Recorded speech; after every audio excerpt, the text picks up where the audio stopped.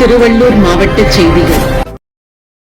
திருவள்ளூர் தெற்கு மாவட்ட தலைவரும் பூந்தமல்லி சட்டமன்ற உறுப்பினருமான திரு குட்டியென்னும் பிரகாசம் அவர்கள் தன்னை காண வரும் கட்சி தொண்டர்களும் புதிதாக கட்சியில் இணைவோரும் பொதுமக்களும் மாலை பொன்னாடைகளுக்கு பதிலாக நோட்டு புத்தகம், பேனா, பென்சில் போன்ற பொருட்களை வழங்க கோரிக்கை வைத்தார்.